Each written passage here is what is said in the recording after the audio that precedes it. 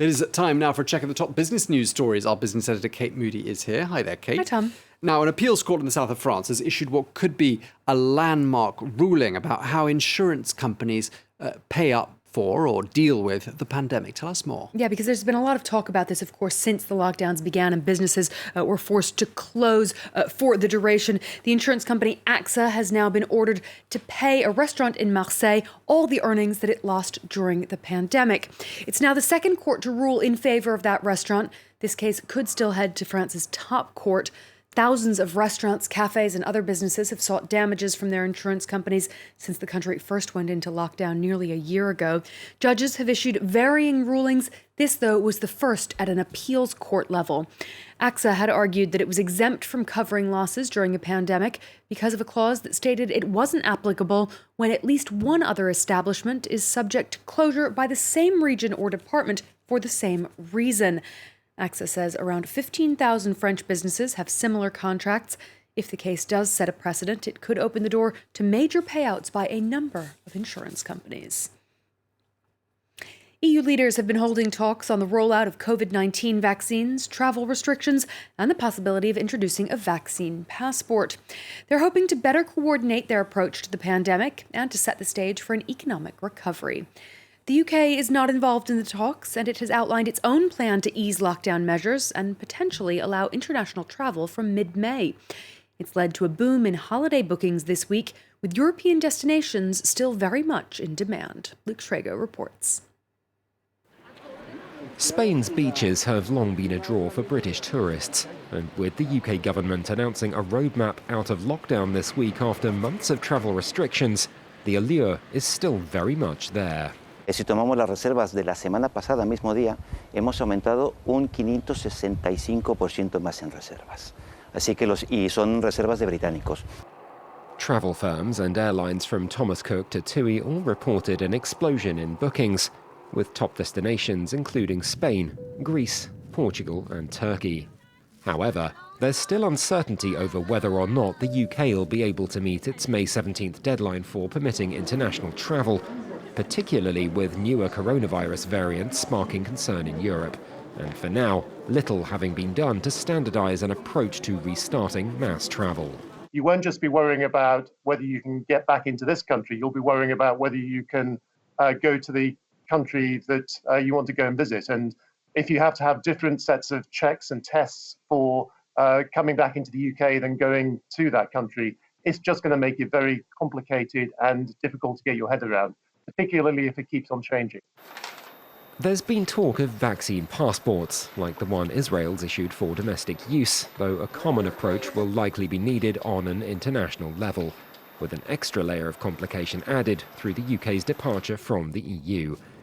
Even as travel firms and airlines hope to salvage something of this year after a 2020 loss to COVID, it seems like sun-seeking Brits they'll have to wait for final approval at the state level first. The number of Americans seeking unemployment benefits dropped unexpectedly last week. The Labor Department reported 730,000 new applications across the country.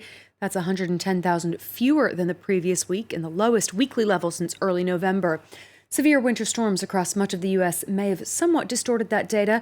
Economists say the labor market still faces significant challenges ahead. Overall, some 19 million Americans are still claiming some form of unemployment benefits. That includes the emergency pandemic aid programs. Some of those benefits are due to expire in mid-March, and Congress has yet to take up the Biden administration's $1.9 trillion stimulus plan. Let's check in on the day's trading action. Now, the major European indices closed in the red. The DAX was down 0.7%, the CAC 40 about a quarter of a percentage point here in Paris. Shares of the French aviation giant Safran fell nearly 4% after it reported a small profit for 2020 and predicted a gradual recovery for the industry in the year to come. Wall Street is trending sharply lower. The tech-heavy Nasdaq down over 3% with less than an hour of trade to go. The S&P 500 down over 2%. The Dow Jones coming off of its recent highs down 1.5% there. We're seeing Twitter shares bucking that rather negative trend. They've risen around 7%. This is the social messaging site announced plans to double its annual revenue and increase its number of daily active users. It's the first time it's outlined such a long-term shakeup of its service. The changes will include new community-based offerings and super followers, which could allow users to subscribe to exclusive content from other tweeters. The company has seen slower growth in recent years against apps like TikTok, which cater to a younger demographic. U.S. President Joe Biden is asking Congress to approve $37 billion in funding to tackle the shortage of microchips. He made the announcement as part of a review of how the U.S. is supplied with 4 key products. Biden wants to avoid a repeat of shortages experienced during the pandemic, as Kemi Nedlek explains. Build more in America to avoid being caught out by shortages. Joe Biden's executive order aims to reduce imports of key goods and avoid a repeat of the supply issues the country saw in 2020. Americans, he says, should never face shortages of goods they rely on. This is about making sure the United States can meet every challenge we face in this new era. Pandemics, but also in defense, cybersecurity, climate change, and so much more. The president has ordered a government study on how the US is supplied with semiconductor microchips, medicines, electric vehicle batteries, and rare earth minerals. This as US automakers struggle with a shortage of the chips, forcing General Motors and Ford to curb production. The problem is set to cost them at least $1 billion in lost earnings. Biden now wants Congress to approve some $37 billion to fund the manufacture of semiconductors in the United States. A push to manufacture more in America has rare bipartisan support.